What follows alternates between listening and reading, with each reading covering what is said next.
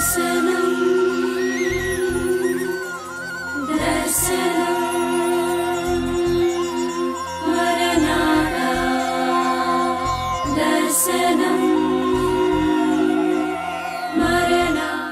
కాదని ఒకవేళ లేదని ఒకవేళ ఎవరికైనా బాప్తీసం ఇచ్చినా వాడు వెళ్ళి కనుక మన కర్మగాలి ఆడు ఏ డబ్బులు యోధాగాడు లాంటి వాడు తయారయ్యాడు అనుకోండి, ఏ యోధాగాడు వచ్చాడు అనుకోండి, మనకి యోధా అమ్మో యోధా వచ్చి కొద్ది డబ్బులు ఇచ్చి ఒరే బలవంతంగా ఇచ్చేయాడు చెప్పరా అని పాస్టర్ గారు అని చెప్పి కనుక మన కర్మగాలి ఆడు చెప్పాడంటే మరణశిక్ష, ఉరిశిక్ష, 10 లక్షల జరిమానా, ఉరిశిక్ష. కాబట్టి ఇది anti conversion bill already north ఇండియాలో కొన్ని స్టేట్లో ప్రారంభమైంది. మొత్తం దేశం అంతా దాన్ని చెయ్యాలని ప్రయత్నాలు చేస్తూ ఉన్నారు. అంటే అది దేవుని పనిని ఆపాలని ఏది తోడవుతుంది చెప్పండి? ప్రజలు, కొంతమంది మనుషులు, మతమౌఢ్యులు, మతోన్మాదులు, అందరూ కాదు కానీ కొంతమంది మనుషులు తోడయ్యారు. దానికి అధికారం తోడవుతూ ఉంది. ఆనాటి ప్రధాన యాజకులు లాంటి వారు, పరిసయ్యులు లాంటి వారు వెళ్ళి గవర్నమెంట్ దగ్గర ఏమైనా దీన్ని అడ్డుకోవాలి అని చెప్తూ ఉంటే వాళ్ళకి అధికారం మేము శాసనం చేస్తాం దాన్ని అని చెప్పి అధికారం శాసనం చేసిన ఆనాడు రోమా వారు ముద్ర ఎలాగైతే వేశారంటే ముద్ర వేసి అధికారాన్ని చూపించిన ఈరోజు మనం తెలుసుకోవలసింది, ధైర్యంగా ఉండగలిగింది ఒకటేంటి తెలుసా? దేవుని పనిని ఆపలేరు, దేవుని ప్రణాళికను ఆపలేరు, దేవుని ఉద్దేశాన్ని ఆపలేరు. ఆగదు. ఎందుకంటే దేవుని పనిని ఆపుదాం అనుకున్నది ఏది ఆగలేదు. ఎంతోమంది ఎట్లరా ఏదో తను బైబిల్ని ఇదవ్వకుండా ఆపాలని చెప్పి ప్రయత్నం చేశాడు. చివరికి ఆయన ఇంటినే బైబిల్ ముద్ర వేసేటువంటి ప్రెస్గా మార్చేసాడు దేవుడు. ఎవడైతే దేవుడి పనిని ఆపాలనుకున్నాడో వాడింటినే బైబిల్ ప్రింట్ చేసేటువంటి ప్రింటింగ్ ప్రెస్గా చేసాడు దేవుడు. ఫరో అనుకున్నాడు దేవుని ప్రజలను ఇబ్బంది పెడదాం అనుకున్నాడు. ఇశ్రాయేలీల్ని బందీలుగా దగ్గర పెట్టుకుని ఇశ్రాయేలీలతో పని చేయించుకుని మొత్తాన్ని అనగదొక్కుదాం అనుకున్నాడు. అనగదొక్కుదాం అనుకుంటే ఎవడైతే అనగదొక్కుదాం అనుకున్నాడో ఈ ఆడికి వ్యతిరేకమైన వాడు తీసుకెళ్ళి మోషేని తీసుకెళ్ళి ఎక్కడ కూర్చోబెట్టాడు చెప్పండి? మోషే ఎక్కడ ఉన్నాడు? అయ్యి బాబోయ్ అలా చూస్తున్నారండి, కొత్త పాఠం ఏంటి ఇదేమన్నా? మోషే ఎక్కడ పెరిగాడు? ఫరో సంకలో పెరిగాడు. కూతురు తీసుకొచ్చింది, నాన్న ఈ బిడ్డను పెంచుకుంటాను, ఎక్కడ దొరికాడని చెప్పి నేను పెంచుకుంటాను అంది. ఇంకేం చేస్తాడు? పెంచుకోమన్నాడు. ఇక చివరికి ఏమవుతాడు ఇప్పుడు మోషేకి? ఫరోకి ఏమవుతాడు? మోషే మనవడు అయ్యాడు. మనవడు ఎక్కడ కూర్చుంటాడు? సంకలో కూర్చుంటాడు.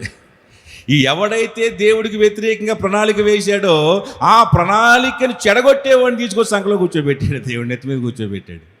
Praise the lord. ఇప్పుడు ఆపగలిగాడా? ఫరో ఆపగలిగాడా? ఇశ్రాయేలీల విడుదలను ఆపగలిగాడా? ఇశ్రాయేలు విడుదలని, ఇశ్రాయేల్ని బందీలుగా ఉంచుకోవాలని ఫరో చేసిన ప్రయత్నాల్ని ఆపగలిగాడా? ఫరో ఆపలేకపోయాడు. ఎందుకంటే దేవుడు ప్రణాళిక వేశాడు ఇశ్రాయేలుని విడిపించాలని. ఈరోజు ఎవ్వరు కూడా మనం భయపడాల్సిన అవసరం లేదు దేనికి కూడా. ఎందుకంటే దేనిని ఆపలేదు. ఎందుకంటే ఇక్కడ గుర్తుపెట్టుకోవాలి, ప్లాన్ వేసేది ఎవరు? ప్లాన్ గీసింది ఎవరు? ప్లాన్ గీసింది యేసయ్య నీకోసం. ఆ ప్లాన్ని పాడు చేసేవాడు ఈ భూమి మీద పుట్టలేదు. వాడి ప్రణాళిక నెరవేరదని మీకు మనవి చేస్తూ ఉన్నాను. Praise the lord. హల్లెలూయా. మొదటి విషయం ఏంటంటే దేవుని పనిని ఆపలేరు. ఇది గుర్తుపెట్టుకోండి. ఎవ్వరు కూడా దేవుని పరిచర్యను పాడు చేయాలనుకున్నా, దేవుని పనిని అడ్డగించాలనుకున్నా, దేవుడి సేవను ఆపాలనుకున్నా, ఏ రీతిగా దేవుని పనిని బలహీనపరచాలన్నా దేనిని కూడా ఎవరు కూడా ఆపలేరు అన్న విషయాన్ని మనం గుర్తించాలని చెప్పి మీకు ప్రభుపేట మనవి చేస్తూ ఈ మొదటి మాట. రెండో మాట ఏంటంటే ఆయన లేచి ఉన్నాడు. Praise the lord. ఆయన ఏమయ్యాడు చెప్పండి? లేచి ఉన్నాడు. ఎందుకంటే సమాధిలో లేడు, ఆయన లేచి ఉన్నాడు. ఎందుకంటే యూదుల సబ్బాతు దిన ప్రకారం శుక్రవారం సూర్యాస్తమయం నుండి శనివారం సూర్యాస్తమయం వరకు ఉంటుంది. శనివారం సూర్యాస్తమయం తర్వాత వారు ఇంకేం పని చేయరు కాబట్టి ఆ తర్వాత ఆదివారం తెల్లవారుజామున మగ్దలేనే మరియు మరి ఒక మరి అక్కడ ఉన్నారు. అక్కడ వారు ఇదిగో ప్రభు విశ్రాంతిని గడిచిపోయిన తర్వాత ఆదివారంలో తెల్లవారుచుండగా మగ్దలేనే మరియు వేరొక మరియు సమాధిని చూడవచ్చిరి. కాబట్టి వాళ్ళు అక్కడికి వెళ్ళి యేసుక్రీస్తు ప్రభువుని చూడడానికి వీళ్ళు వెళ్ళారు.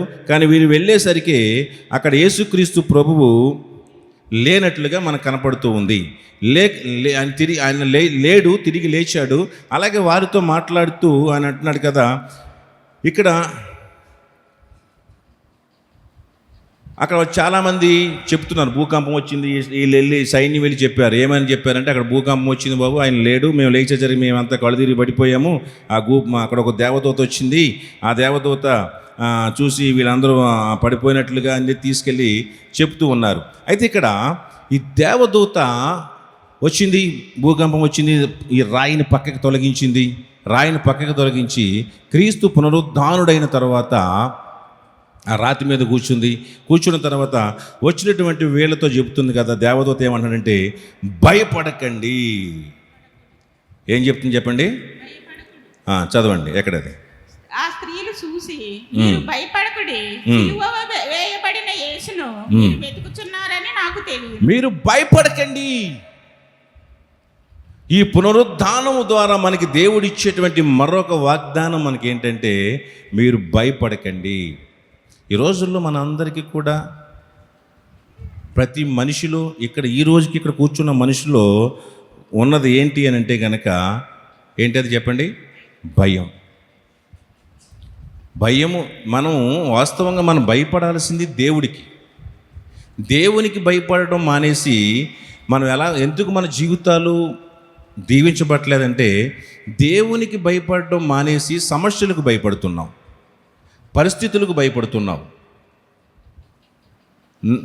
పరిస్థితులకి భయపడడం కంటే నువ్వు నిజంగా దేవుడికి మనం భయపడితే కనుక ఆ పరిస్థితులు నీకు లొంగిపోతాయి. హల్లెలూయా. కానీ నువ్వు ఆ పరిస్థితులకు నువ్వు భయపడితే ఆ పరిస్థితి ఎన్నటికీ నీకు లోబడదు. ఇక్కడ పరిస్థితులు చాలా దారుణంగా ఉన్నాయి ఇక్కడ. ఎందుకంటే యేసుక్రీస్తు ప్రభు ఏమవుతాడో, తిరిగి లేస్తాడా లేదా, తర్వాత ఆయన అప్పటి వరకు ఒక ధైర్యం ఉంది, గురువుగారు కూడా ఉన్నారని, ప్రభు కూడా ఉన్నాడు, ఏదో రకంగా మనకి ఇబ్బందులు రాకుండా చూసుకుంటాడని ఒక ధైర్యం ఉండేది వాళ్ళకి. కానీ ప్రభు చనిపోయాడు, సమాధి చేయబడ్డాడు, 3వ దినం తిరిగి లేస్తాడా, తిరిగి లేవడా ఏంటో వారికి అర్థం కాకుండా వాళ్ళు ఉన్న పరిస్థితుల్లో వాళ్ళు చాలా భయాందోళనతో ఉన్నారు. అప్పటికే శిష్యులు పరారైపోయారు, ఎక్కడ మేడగదిలో దాక్కున్నారు. అంత గందరగోళ పరిస్థితుల్లో ఉంది పరిస్థితి అంతా, చాలా దారుణమైన పరిస్థితి. కనపడితే యేసు ప్రభువును వెంబడించే వాళ్ళని తెలిసి కనపడితే వీళ్ళని కూడా తీసుకెళ్ళి జైల్లో పడేసి సావగొట్టి సిలువేసేలాగా పరిస్థితులు కనపడుతూ ఉన్నాయి. పరిస్థితి అంతా గందరగోళం, అయోమయం, తారుమారుగా అయిపోయింది.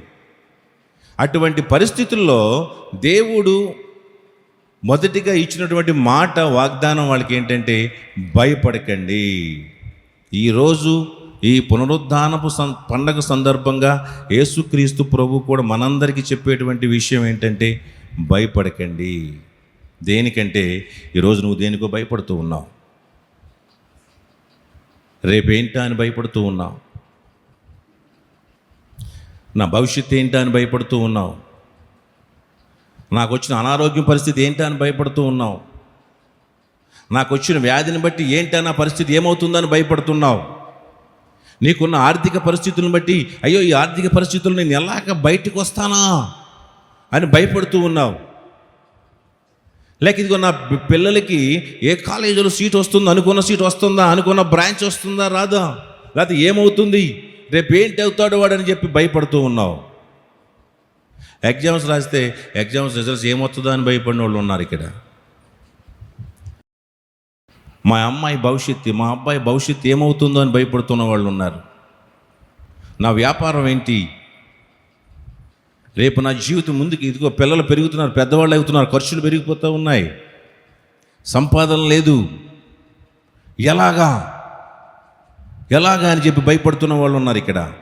నా ప్రియమైన దేవుని పిల్లలారా, ఈరోజు ఈ పునరుద్ధాన సందర్భంగా ప్రభు మనకిస్తున్న వాగ్దానం ఒకటే, భయపడకండి. దేవుడు ఆయన లేచి ఉన్నాడు. Praise the lord. ఎందుకు భయపడకూడదంటే ఆయన సమాధిని గెలిచి ఉన్నాడు కాబట్టి, ఆయన తిరిగి బ్రతికొచ్చాడని కాబట్టి మనము భయపడడానికి వీలు లేదు అని మీకు మనం చేస్తూ ఉన్నాను. మన జీవితాల్లో ఎన్నో అనుమానాలు. అసలు మీకు ఇక్కడ ఎవరికన్నా ఏమైనా డౌట్ ఉందా, యేసుక్రీస్తు ప్రభు సమాధి నుంచి లేచాడా లేదా నిజంగా అని చెప్పి డౌట్లు ఎవరికైనా ఉన్నాయా ఇక్కడ? పోనీ దేవుడు నమ్ముకోనప్పుడన్నా ఉన్నాయా? పోనీ డౌట్లు లేవా? నమ్ముకోపోయినా ఉంటాయిగా. ప్రభువుని నమ్ముకోకపోయినప్పుడు అన్న లేచాడంటే ఎలా లేచిపోతాడు, చచ్చిపోవడం లేచిపోతాడా, మతం ఎక్కడ జరిగిందా, ఎవరైనా చూశాడా ఏంటని చెప్పి అనే డౌట్లు వస్తాయి రావో మనకి? వస్తాయి కదా. ఒకవేళ వచ్చిందే అనుకుందాం, కాసేపు మనం దేవుడిని నమ్ముకోకముందు నమ్ముకోలేదు, వచ్చింది అనుకుందాం. అయితే ఇక్కడ ఎవరో దేవుడు నమ్ముకున్నాడు ఉన్నాడు, అతని మనసులో ఉండొచ్చు. కానీ అయితే ఒక దేవుడు లేవలేదు, ఎలా చచ్చిపోయినాడు ఎలా లేస్తాడు అని అనుకోవచ్చు. అయితే ఇక్కడ ఒక ఉదాహరణ చెప్తే మీకు అర్థమవుతుంది అనుకుంటున్నాను నేను. ఎవరికైనా ఒంట్లో బాగోనప్పుడు, బాగా సీరియస్ అయిపోయినప్పుడు వాడిని తీసుకెళ్ళి ఐసీయూలో పెడతారు, తెలుసు కదా మనకి. ఐసీయూలో పెడితే అక్కడ మిషన్లు పెడతారు, మిషన్లు ఈమెను సౌండ్లు వస్తూ ఉంటాయి. సౌండ్లు వస్తూ ఉంటే కాసేపటికి ఇలాగెళ్ళే గీత ఏమవుద్దంటే ఇలా అటగీత వచ్చేది. భయం వేస్తుంది కొంతమందికి. ఇక్కడ ఇలాగ అటగీత వచ్చేది. అటగీత రాక నీడు ఏమైపోతాడు? చచ్చిపోయినట్టే కదా, గుండె ఆగిపోయింది. ఈ గుండె ఆగిపోగానే ఆగిపోయిందా లేదు, గుండె అటగీత రాగానే గుండె ఆగిపోయింది, ఇక చచ్చిపోయాడు కన్ఫర్మ్. ఇంకా ఆగగానే అప్పుడు ఏం చేస్తారు, ఐసీయూలో కొంతమంది అక్కడ స్టాఫ్ వచ్చి ఏం చేస్తారంటే అక్కడ ఒక మిషన్ ఉంటుంది, ఆ మిషన్ తీసుకొస్తారు. దాన్ని ఏమంటారు, ఏఈడి అంటారు. అంటే ఆటోమేటెడ్ ఎక్స్టర్నల్ డిఫిబ్రిలేటర్ అనేటువంటి దాన్ని 2 ఉంటాయి కదా, చూసి ఇస్త్రీ పెట్టేలాగా ఉంటాయి, బట్టలు ఇస్త్రీ చేసేలాగా ఉంటాయి, మీకు బాగా అర్థమవుతాయి. ఆ ఇస్త్రీ చేసి బట్టలు లాంటి 2 బాక్సులు ఎట్టుకొచ్చి ఆ గుండెల మీద 2 గుద్దులు పెట్టి ఇలా పెడతారు, షాక్ ఇస్తారు. షాక్ ఇచ్చేసరికి అప్పుడు మళ్ళీ ఇలాగనేసరికి 4-5 షాకులు ఇచ్చేసరికి మళ్ళీ అడ్డంగా వచ్చేసిన గీత ఇలాగంట మొదలెడుతుంది. అప్పుడు చూశారా ఎప్పుడన్నా? చూశారు కదా, చూడలేదా? సినిమాల్లో పోలీసార్లు చూశారు. మిమ్మల్ని ఆ గదిలోకి రానివ్వడం నాకు తెలుసు, కానీ సినిమాల్లో చాలాసార్లు చూసుంటారు. ఓకే. అయితే అంటే అప్పటికే గుండె ఆగిపోయింది. ఆగిపోయిన వాడిని ఏం చేశారంటే అది పెట్టి షాక్ ఇచ్చేసరికి మరలా ఆగిపోయిన గుండె మరలా ఏం చేసింది, పని చేయడం మొదలుపెట్టింది. దేవుని చేత సృష్టింపబడిన వాడికే ఆగిపోయిన గుండెను మరలా పని చేయడం చేతనైతే ఆగిపోయిన గుండెను ప్రాణాన్ని తిరిగి ఇవ్వడం చేతగాని వాడా ఈ దేవుడు. సో ఇప్పుడు నమ్ముతామా నమ్మమా? ఆగిపోయిన గుండెని ఆయన చేత సృష్టింపబడిన వాడే తిరిగి పని చేయగలుగుతున్నాడు అంటే ఆగిపోయిన గుండెను మరలా కొట్టుకునేలాగా చేసి సజీవుడిగా తీసుకురావడము ఈ సృష్టికర్త అయిన దేవుడికి అసాధ్యం అంటారా? అసాధ్యం కాదు కదా. ఇంక చాలా ఉదాహరణలు ఉన్నాయి చెప్పాలనుకుంటే. కాబట్టి ప్రియమైన దేవుని పిల్లలారా, మనం దేనికి కూడా మనం భయపడిన అవసరం లేదు. ఇంకా కొన్ని విషయాలు మీకు కొన్ని టచ్ చేస్తే అర్థం కాదని టచ్ చేయట్లేదు. కానీ ఇంకా ఒకవేళ డౌట్ ఉంటే కనుక కన్యక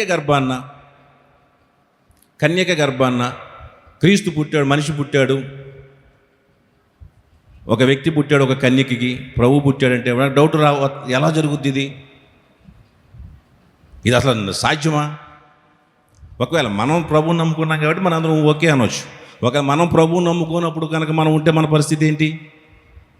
ఎలా జరుగుద్ది? కన్యక గర్భాన్న ఒక కన్యకకి బిడ్డ ఎలా పుడతాడు అంటే ఈరోజు మనందరి ఉద్దేశం ఏంటంటే ఒక స్త్రీ పురుషులు కలయిక అయితే మాత్రమే బిడ్డలు పుడతారనేది అంటే మనకు తెలిసినటువంటి సత్యం. కానీ ఈరోజు అలాగ లేకుండా కూడా, స్త్రీ పురుషులు కలయిక లేకుండా కూడా బిడ్డలు పుడతలేదా? హలో, పుడుతున్నారా లేదా? దాన్ని ఏమంటారంటే అదే టెస్ట్ ట్యూబ్ అంటారు కదా, టెస్ట్ ట్యూబ్ బేబీ అని చెప్పి. దాన్ని ఇంకా చెప్పాలంటే దీన్ని విట్రో ఫెర్టిలైజేషన్ అని కూడా అంటారు. దీన్ని ఇన్విట్రో ఫెర్టిలైజేషన్. అయితే దీన్ని అంటే మీకు మనందరికి అర్థమైన భాష ఏంటంటే టెస్ట్ ట్యూబ్ అంటే అది అలాగ మానవుడు ఒక కన్యకకు గర్భాన్న ఒక పిండాన్ని తయారు చేయగలిగినటువంటి మేధోశక్తి కలిగి దేవుడి చేత సృష్టింపబడిన మానవుడికే ఉంటే ఒక కన్యక గర్భాన్న దేవుడు పుట్టాలనుకుంటే అది అసాధ్యమా చెప్పండి?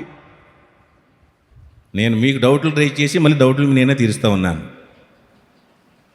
అంటే ఒకవేళ ఎవరికైనా వస్తే చెప్పండి. అలాగే ఒక మానవుడు దేవుడి చేత సృష్టింపబడిన వాడికే స్త్రీ పురుషులు కలవకుండా ఒక స్త్రీ కన్యక గర్భాన్న ఒక బిడ్డను, ఒక పిండాన్ని నిర్మించగలుగుతూ ఉంటే ఇది యేసుక్రీస్తు ప్రభు పుట్టుక వీటన్నిటికీ అతీతమైనది. దీన్ని దాంతో పోల్చొద్దు. అంటే మీకు అర్థం అవడం కోసం మాత్రం చెప్తున్నాను, దాని తప్పుగా మళ్ళీ దాంతో పోల్చకండి దీన్ని. అంటే ఇంకో మాట చెప్పనా, ఒక సముద్రాన్ని దాటి వెళ్ళిపోతున్నాడు మానవుడు. ఎర్ర సముద్రం అసలు పాయలుగా చేశాడంటే నమ్మకం ఉందా లేదా మీకు? ఇప్పటికైనా నిజం చెప్పండి. పరిశుద్ధులుగా దేవుడి బిడ్డలుగా చెప్పకుండా ఒక సముద్రాన్ని ఇలాగనేసరికి 2 పాయలు అయిపోయి నీళ్ళు ఇలా గోడగా ఈ పక్కన గోడ వచ్చేసి ఈ మధ్యలో నడుచుకుంటూ వెళ్ళిపోయారంటే అసలు నిజమా కాదా డౌట్ వస్తుందా లేదా మీకు? దేవుని చేత సృష్టింపబడిన వాడే తెలివిగా నీటిలో మునక్కుండా అలాగ దాటి సముద్రం దాటి వెళ్ళిపోతుంటే ఆడిని పుట్టించినోడికి తెలియదా సముద్రాన్ని పుట్టించిన సముద్రాన్ని ఎలా వీడ పాయలు చేయడం చేత కాదంటారా? చెప్పండి. వాడే సముద్రాన్ని దాటి వెళ్ళిపోతున్నాం మనమే. ఒక సముద్రం కాదు, ఎన్ని సముద్రాలు, 7 సముద్రాలు దాటి వెళ్ళిపోతున్నాం మనం ఈరోజు. వెళ్ళిపోగలిగేటువంటి జ్ఞానం కలిగి ఉన్నాం ఆయన చేత సృష్టింపబడిన మనకి. అలాంటిది ఒక సముద్రాన్ని మన దేవుడు పాయలుగా చేసి దాడించిన పెద్ద విచిత్రం ఏముంది? సో అంటే చాలామందికి ఉన్న డౌట్లు, ఎలాగ పునరుద్ధానుడు అయ్యాడా లేదా ఎలా చనిపోయినాడో ఎలా బతుకుతాడని అంటే దానికి చెప్తూ ఉన్నాను. అయితే వీళ్ళు బతికిస్తే మరలా మానవుడు కూడా ఆగినకుండా ఒక్కొక్కసారి పని చేయించగలడు, కానీ దాన్ని శాశ్వతంగా పని చేయించలేడు. కానీ దేవుడు అయితే శాశ్వత జీవాన్ని మాత్రం దేవుడు మనకి ఇవ్వగలిగాడు అనేది మనం దీన్ని బట్టి మనం చూసుకోవచ్చు. కాబట్టి ప్రియమైన దేవుని పిల్లలారా, అక్కడ ఆయన లేచాడు, తిరిగి లేచాడు, అక్కడ లేడు. అయితే ఈ విషయాన్ని రోమా వాళ్ళు శతవిధాల ప్రయత్నం చేయడానికి చూశారు, కానీ వాళ్ళు చేయలేని పని ఏంటో తెలుసా? అక్కడ యేసుక్రీస్తు ప్రభు లేచి వెళ్ళిపోయినప్పుడు కనుక వాళ్ళకి కనుక ఏదైనా శక్తి ఉన్నట్లయితే, ఒక భౌతికమైనటువంటి ఒక డెడ్ బాడీని అక్కడ ఉంచగలిగినట్లయితే కనుక వాళ్ళు నమ్మించగలిగి ఉండేవారు. కానీ ఆయన లేనటువంటి ఒక డెడ్ బాడీని తీసుకొచ్చి అక్కడ పెట్టడం వారి తరము కాలేదు. కాబట్టి వాళ్ళు ప్రయత్నం చేయలేకపోయారు. యేసుక్రీస్తు ప్రభు లేడు అనటానికి వాళ్ళ వల్ల కాలేదు. వాళ్ళకి అయ్యుంటే కనుక యేసుక్రీస్తు ప్రభు లాంటి బాడీని పడుకోబెట్టి ఇదిగో ఆయన లోపల ఉండని చెప్పి ఉండేవాడు. అప్పుడు వాళ్ళు చెప్పలేకపోయారు, కానీ ఇప్పుడు వాళ్ళు చెప్పేస్తారు. ఎలాగంటే అప్పుడు వాళ్ళు నిరూపించలేకపోయారు ఒక బాడీని పెట్టేసి. ఇప్పుడు వాళ్ళు నిరూపించేస్తున్నారు. ఆయన అక్కడ లేకపోయినా ఉన్నాడని చెప్పేసి వీడియోలు చూపిస్తున్నారు. మన ప్రవీణ్ గారు చూపించినట్టు చూపించేయగలరు ఇప్పుడు కూడా. ఇప్పుడు వాళ్ళు జ్ఞానం ఎక్కువైపోయింది కదా. ఆయన లేని చోట కూడా ఉన్నట్టు చూపించేయగలరు. అప్పుడు ఆ టెక్నాలజీ వాళ్ళకి రాలేదు. ఉంటే యేసుప్రభు లోపల పడుకున్నాడని చూపించేద్దురేమో, కానీ వాళ్ళ తరం కాలేదు ఆ విషయంలో. అందుకనే వాళ్ళు ఆ రాయి తీసివేయబడింది, వాళ్ళు అక్కడ ఆ శరీరాన్ని వాళ్ళు ఉంచగలిగినట్లుగా చూపించగలిగినట్లుగా చేయలేకపోయారు. కాబట్టి ఈరోజు దేవుడు ఆ తర్వాత వాళ్ళతో చెప్పిన మాట ఏంటంటే, ఆ రోజు గొప్ప సంగతి ఏంటంటే, మరొక విషయం చెప్పాలంటే, మీరు భయపడొద్దు. ఇంకో మాట ఏముంది అక్కడ? మీకు సిలువ వేయబడిన యేసును మీరు వెదుకుచున్నారని నాకు తెలియను. ఆయన ఇక్కడ లేడు, తాను చెప్పినట్టే ఆయన లేచి ఉన్నాడు. యేసు వారిని ఎదుర్కొని మీకు శుభమని చెప్పాను. యేసుక్రీస్తు ప్రభు వాళ్ళకి ఏం చెప్తున్నా తెలుసా? మీకు శుభం, మీకు మంచి జరుగునుగాక అంటున్నాడు దేవుడు. హల్లెలూయా. ఈరోజు ఆయన వీళ్ళు ఎక్కడికి వెళ్తున్నారు ఇప్పుడు అన్నారు. దేవదూత ఏం చెప్పింది వీళ్ళకి? మీరు వెళ్ళి త్వరగా వెళ్ళి ఆయన ముత్తులో నుండి లేచి ఉన్నాడని ఆయన శిష్యులకు తెలియచేయమని చెప్తున్నాడు. అప్పుడు వీళ్ళు ఏం చేశారు? ఆ దేవదూత ఏం చెప్పింది? మీరు వెళ్ళి శిష్యులకు చెప్పండి ఆయన ఇక్కడ లేడని చెప్పి అన్నాడు. వీళ్ళు ఆ వార్త చెప్పడానికి వెళుతూ ఉన్నారు. ఆ వార్త చెప్పడానికి వెళుతూ ఉంటే ఈలోపు దారిలో యేసుప్రభు ఎదురయ్యాడు. యేసుప్రభు ఎదురయ్యి ఏం చెప్తున్నాడు చెప్పండి? మీకు శుభం. వీళ్ళు ఏ పనిలో వెళ్తున్నారు చెప్పండి? ఎవరి పని మీద వెళ్తున్నారు చెప్పండి? యేసుప్రభు పని మీద వెళ్తున్నారు. యేసుప్రభు మీద పని మీద వెళ్తూ ఉంటే వాళ్ళకి యేసుప్రభు ఏం చెప్పాడు?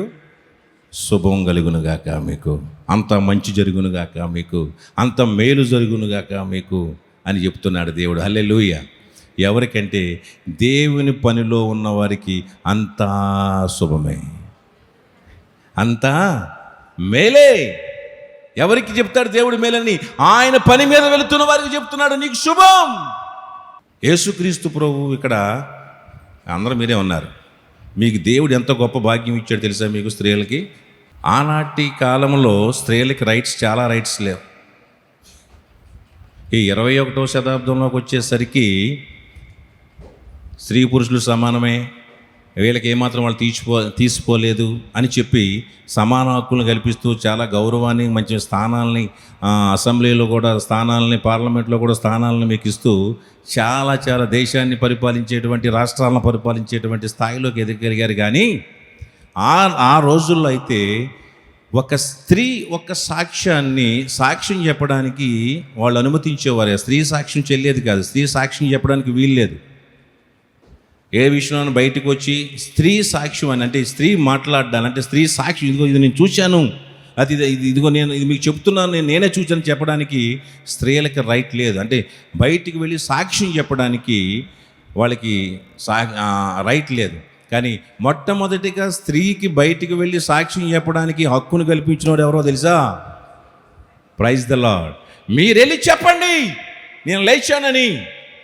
అంటే సాక్ష్యం చెప్పేటువంటి అవకాశం, అటువంటి పరిస్థితులు లేనటువంటి వాళ్ళకి మొట్టమొదటిగా వెళ్ళి మీరు సాక్ష్యం చెప్పండి, వెళ్ళి నేను లేచి ఉన్నానని చెప్పని మొట్టమొదటి ఆ హక్కును కల్పించిన వారు ఎవరైనా ఉన్నాడంటే ప్రభువైన యేసుక్రీస్తు ప్రభువారే. హల్లెలూయా.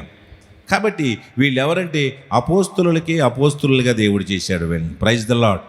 కాబట్టి దేవుడు మరొకసారి చెప్తున్నాడు, భయపడొద్దు, దేవుని కొరకు బ్రతకండి, ఏ పరిస్థితికైనా భయపడకండి. పరిస్థితులన్నీ వ్యతిరేకంగానే కనపడతాయి, అనుకూలంగా కనపడవు. కానీ పరిస్థితులకు భయపడకండి, నేను సజీవుణ్ణి అయి ఉన్నాను. నేను చచ్చిపోతే కదా మీరు భయపడాలి, బాధపడాలి. తండ్రి ఏమంటాడు చెప్పండి?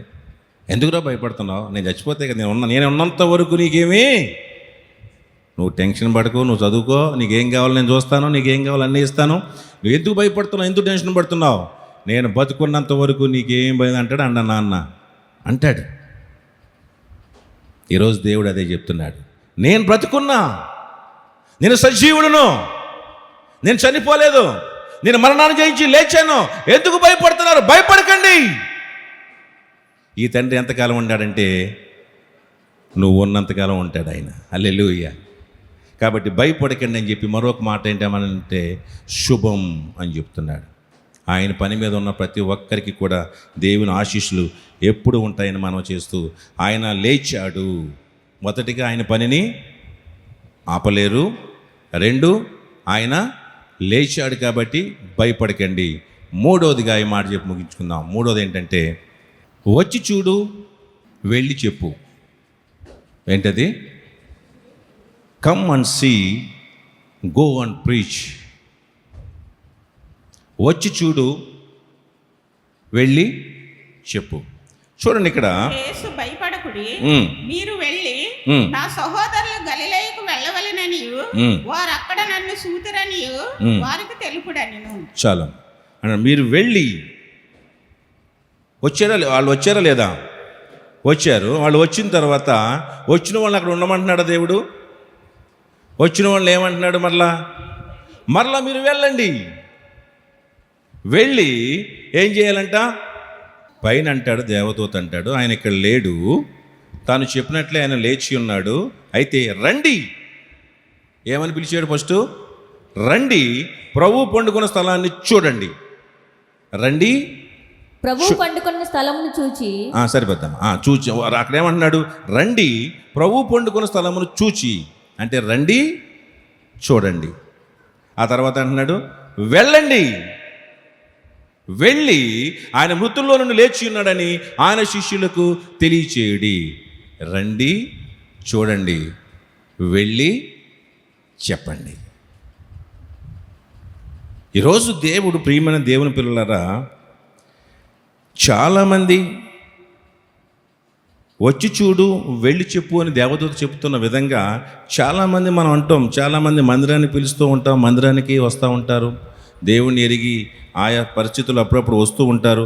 కానీ చాలామంది ప్రజలకి క్రమం తప్పకుండా దేవుని మందిరానికి రావడం చాలామందికి అది ఇష్టపడరు. కానీ ఎందుకంటే మనం కూడా ఇక్కడ వచ్చిన ప్రజల్ని, ఒక సేవకుడు కూడా, మనం కూడా, లేకపోతే ఇక్కడ ఉన్న బాధ్యతలో ఉన్న మనం కూడా, బాధ్యత ఎదిగిన మనం కూడా, మనము చర్చికి వచ్చినటువంటి వాళ్ళని బయటికి వెళ్ళిన తర్వాత కూడా ఒక చర్చిగా వాళ్ళు ఉండేలాగా మనం తయారు చేయగలగాలి. అర్థమవుతుందా? చర్చిలో ఉన్నప్పుడు ఎలా ఉన్నారో బయటికి వెళ్ళినప్పుడు కూడా ఒక మందిరంగా వాళ్ళు ఉండేటట్లుగా చేయగలిగినటువంటి బాధ్యత మనం చేయవలసిన వారం అయి ఉన్నాం. ఎందుకంటే ఇక్కడ మనము యేసుక్రీస్తు ప్రభు వచ్చిన వారిని వచ్చిన తర్వాత వాళ్ళని ఆ యేసుక్రీస్తు ప్రభు అక్కడికి వెళ్ళి అక్కడ ఉండగా వాళ్ళు వెళ్ళారు, వాళ్ళు కనిపించారు, వెళ్ళారు, చూసిన తర్వాత మీరు ఇక్కడే ఉండండి అమ్మ, శుభ్రంగా ఇక్కడ కూర్చోండి, మందిరంలో హాయిగా చల్లగా ఉందని చెప్పి, ఇక్కడ రాత్రి సమాధి దగ్గర బాగుందని చెప్పి అక్కడ వాళ్ళకి పడక కుర్చీలు వేసేమి వాళ్ళని కూర్చోబెట్టి తినడానికి భోజనం ఉందమ్మా అని చెప్పి భోజనం పెట్టి వాళ్ళని అక్కడ కూర్చోబెట్టలే. వచ్చిన వాళ్ళని మరలా ఏమంటున్నాడు? వెళ్ళండి. ఎక్కడికి వెళ్ళాలి? వెళ్ళి సహోదరులకి చెప్పండి. అంటే మనము దేవుని మందిరానికి వచ్చి చూచిన తర్వాత, దేవుని కార్యాలను చూసిన తర్వాత మనం వెళ్ళి యేసుక్రీస్తు ప్రభు యొక్క చరిత్రలో మనం పాలు పంచుకోవాలి. హల్లెలూయా. అంటే ఏంటి యేసుక్రీస్తు ప్రభు చరిత్ర అంటే? ఆయన కథలో మనం ఉండాలి, ఆయన కథను మనం ప్రచురం చేయాలి, ఆయన చరిత్రను మనం ప్రచురం చేయాలి. దాన్నే మనం సువార్త అంటాం. సువార్త అంటే మీనింగ్ ఏంటి? ఆయన కథ చెప్పాలి, ఆయన చరిత్ర చెప్పాలి. ఏంటి ఆయన కథ? సువార్త అంటే ఏంటి? క్రీస్తు జనన, మరణ, పునరుద్ధాన, ఆరోహణ, అవరోహణంలో కూర్చున్నదే సువార్త అన్నది. అంటే యేసుక్రీస్తు ప్రభు ఎలా పుట్టాడో చెప్పాలి, ఆయన పుట్టుకుని గురించి చెప్పాలి, యేసుక్రీస్తు ప్రభు ఎందుకు మరణించాడో చెప్పాలి, మరణించిన యేసుక్రీస్తు ప్రభు తిరిగి లేచాడని చెప్పాలి, తిరిగి లేచిన ప్రభు మరలా పరలోకానికి వెళ్ళాడు మన కొరకు స్థలాన్ని సిద్ధపరచడానికి అని చెప్పాలి, వెళ్ళిన ప్రభు అక్కడే ఉండడు కానీ మరలా తిరిగి మన కోసం రాబోతున్నాడు అని చెప్పి ఈ కథలో నీ పాత్ర ఉండాలి. ఈ కథను వివరించడంలో ఊరూరా వెళ్ళి నీ బాధ్యత అయి ఉండాలి. పూర్వకాలం కొన్ని కథలని ఊరూరా తిరిగి చెప్పేవారిది బుర్రకథల రూపంలో తెలుసా మీకు? ప్రతి ఊరు వెళ్ళి ఒక కథను చెప్తూ ఉండేవారు, ఎవరో ఒకరి కథని. కానీ ఈరోజు మనం ఎవరి కథని చెప్పాలి తెలుసా? యేసయ్య కథలో నీ పార్ట్ ఉండాలి. యేసయ్య కథను చెప్పేవాడిగా నువ్వు ఉండాలి, యేసయ్య చరిత్రను చెప్పేవాడిగా నేను ఉండాలని చెప్పి మీకు నేను ప్రభు పేట మనవి చేస్తున్నాను. వచ్చి ఇక్కడ విశ్రాంతి తీసుకోండి అని చెప్పట్లేదు. రండి మందిరానికి వచ్చి ఇక్కడ విశ్రాంతి తీసుకోమని కాదు, రండి, వినండి, వెళ్ళి చెప్పండి. దేవుని మందిరానికి వచ్చి దేవుని అద్భుత కార్యాలు చూస్తున్న మనము, దేవుని మందిరానికి వచ్చి దేవుని యొక్క వాక్యాన్ని వింటున్న మనము వెళ్ళి చెప్పవలసిన బాధ్యత మన మీద. కానీ ఇక్కడ మీరు స్వపరిచయం చేసుకోండి. వస్తున్నారు, దేవుని కార్యాలు చూస్తున్నారు, వస్తున్నారు, దేవుని మాటలు వింటూ ఉన్నారు, కానీ ఇక్కడితో ఆగిపోయారు. వెళ్ళి చెప్పండి అన్నదాన్ని ఏం చేశారు?